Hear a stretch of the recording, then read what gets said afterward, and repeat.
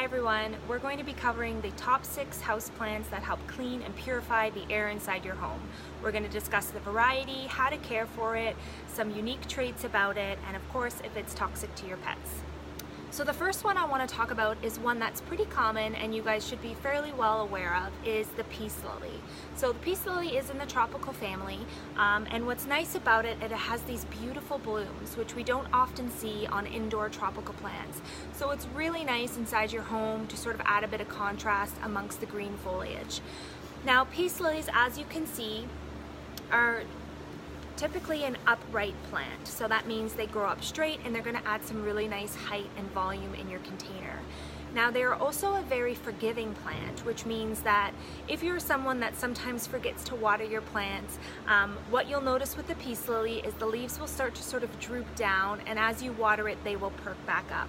When this process happens, sometimes one or two of the leaves around the bottom may turn yellow or brown and die off, and that's okay, that's normal. It's just because the plant was under a little bit of stress. So try not to let that happen, but like I said, they are forgiving, where if it does happen, they will perk right back up for you and be ready to go again.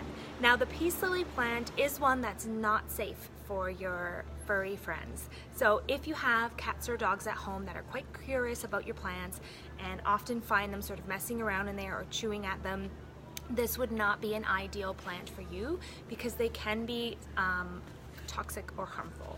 So that is the peace lily. It is beautiful with its broad leaves, and they sort of have this really nice sort of waxy touch to them. So for a beginner, peace lilies are a great plant, and like I said, they are also one of the ones that will help clean and purify your air. So the next plant I'd like to talk about is the spider plant. Now spider plants are very hardy and again really good for beginners.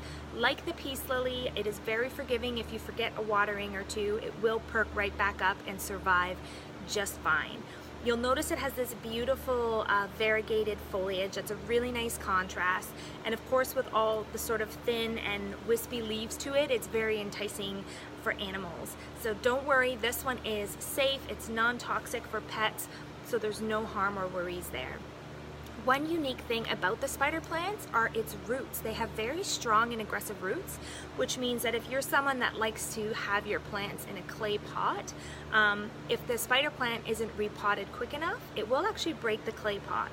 So the roots, like I said, are strong and aggressive, but just make sure you're repotting it so that those roots have lots of space to sort of roam around and grow into the soil, and there will be no problems.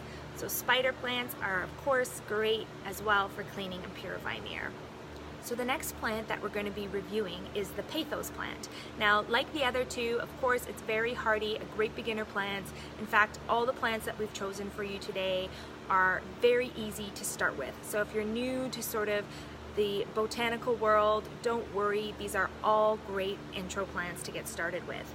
So the pothos has some sort of unique things about it, which is that it can be a climber or a trailer. So typically any plant that sort of is vine-like and tends to trail down out of the pot can usually also be a climber, providing it has something to climb up.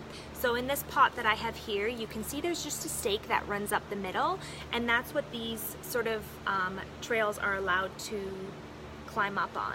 So it's quite nice if you're looking for more of an upright plant, you have that option. Whereas something like this one here, it's a little bit of a younger plant, so the trails aren't as long, but you'll see as it starts to grow, these will trail down. Now there's also lots of different varieties of pothos, which is nice. So this is a beautiful sort of bright lime greeny color, which is really great. The first one we had was variegated with sort of green and yellow tips.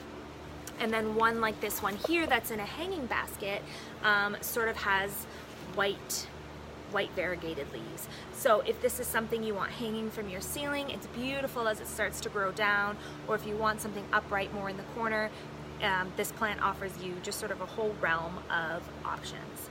So this is the pothos plant. It's quite fun, very hardy, and of course the pothos is something that again is toxic to your pets, so you're going to want to be careful with your animals. And what's really nice about it is if these trails get too long for your liking, you can just prune it back. So you can just give it a little bit of a haircut and it will just continue to grow out from the center. The next plant we have for you is a rubber plant. So it is in the ficus family, and it is quite a unique plant. You can see the leaves are very broad and much darker than the other plants we've been seeing. So if you're someone that maybe already has a few sort of greener plants in your home and you're looking for something a little bit different with a bit of a different color, the rubber plant sort of has that nice bold look to it, which is really nice. So again, it's hardy. You can see also it's more of an upright plant, so it's going to grow to fill in that space vertically really nicely. And the rubber plant, of course, is something that is non-toxic to your pets as well. So it's perfectly safe to have in the home around them, and it is just a beautiful contrast to have. Okay, so I want to talk to you guys about a Dracaena plant, which is what I have here. You'll notice the foliage on it, again, is quite thin like the spider plant, and this one here has just the slightest little sort of reddish pink on the outer edge. So with Dracaena, there's a couple different varieties and different color options, which is really nice. And this is one you'll notice that this stem has been trained into a braid, but it really makes for quite sort of a beautiful statement to have this nice skinny stem and then all this beautiful foliage at top. So one thing that you need to know about a Dracaena, if you are new to plants, that might concern you, is you'll notice towards the bottom, they'll sort of start to have these little yellow leaves. That's perfectly normal. As the plant grows upright and gains new growth at the top, it'll sort of start to shed their bottom layers. So just like the hair on your head, you lose some for new stuff to grow in, the Dracaena is the same way. So if you're concerned that sort of some of these bottom leaves are turning yellow and falling off, have no fear, you're not doing anything wrong. That's just the plant's sort of natural shedding process, and that's how you're able to get these nice clean stems to sort of continue on the way up. So the Dracaena is nice, of course it's hardy, and of course it's going to help purify your air. I have another variety here. So this one is just in the 4-inch pot, so it has not, let's get that one out of the way.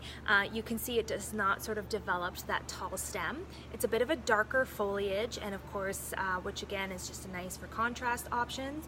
And the Dracaena is something that you want to be cautious around with your pets. Okay, so I have some palms here, and this variety specifically is called a bamboo palm. So I have a smaller pot here so you can kind of see it gets these nice sort of straight upright stems to them that sort of resemble bamboo, and then of course they're topped with these beautiful sort of palm-like foliage. So these are really quite nice plants to have. You can see I have a bigger one here, it's a 10-inch pot. They really get nice and full. So I would say if you're looking to fill a nice big area in your home, this would be the plant to do it, especially in a bigger size like I've just shown. And what's nice about this too is all the new growth. You can see the lighter sort of color it is, the newer growth it is, as opposed to some of the darker leaves. The new growth kind of comes up all throughout the base of the plant. Sometimes, like with the Dracaena that we just saw, the new growth only sort of comes at the top. This one comes all throughout. So it's nice to sort of have this lighter foliage contrasting amongst the darker foliage. This one is safe towards your pets, it's non-toxic, so you don't have to worry about that because of course these thin little leaves can be quite tempting. So this has just been a quick review of our top 6 selection. There are a lot of other plants that do clean and purify your own, but we wanted to keep it nice and simple for you guys. As well as all of these plants require the same amount of care. They do like a mid to bright light. They like to be sort of kept evenly moist. You don't really want to be overwatering any of these, as well as you don't want to be letting them dry out too much.